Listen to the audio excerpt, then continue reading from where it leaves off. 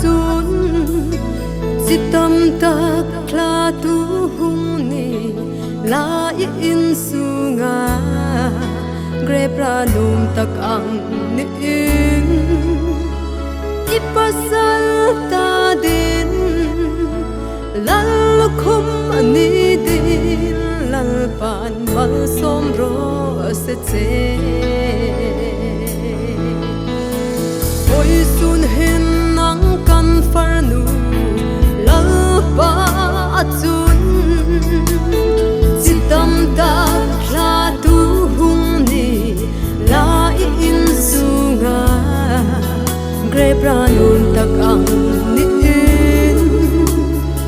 ipasal ta din lal khum ni din lal pan mal som ro se che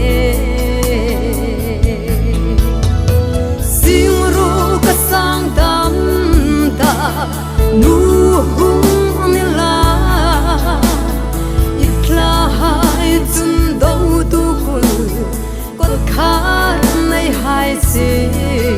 in sung klak se mang ang bui na kara ro rel tu fel la tra hung ni nge ding in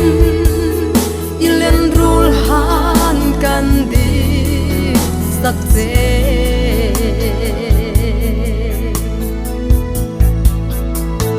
kan in pla che Christian su ku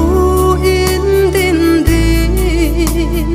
an ong hai shuk bi ta an full hai dom sangin se lai na vang nui se va nur hai suk lo min rulum tu nu thai chang ding in kanin kla che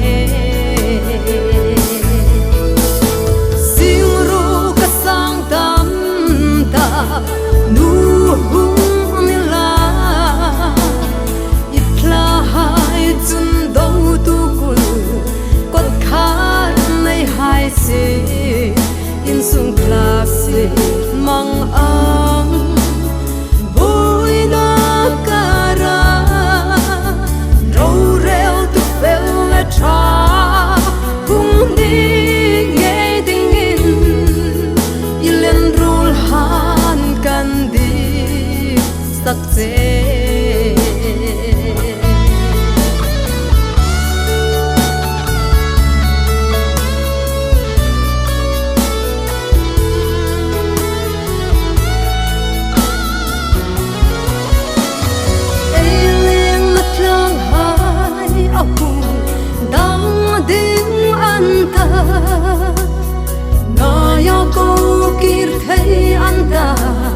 no hun le kan lung ka don sagin nun kho isuk sot nge ye lal parem ro tu rem ro ta lo me le ti sim ro ka sang tam ta nu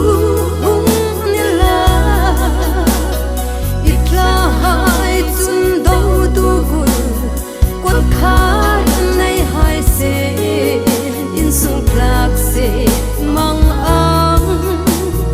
bui na kara ro rel tu fel la tra hung ni nge ding in ilen rul han kan di sak che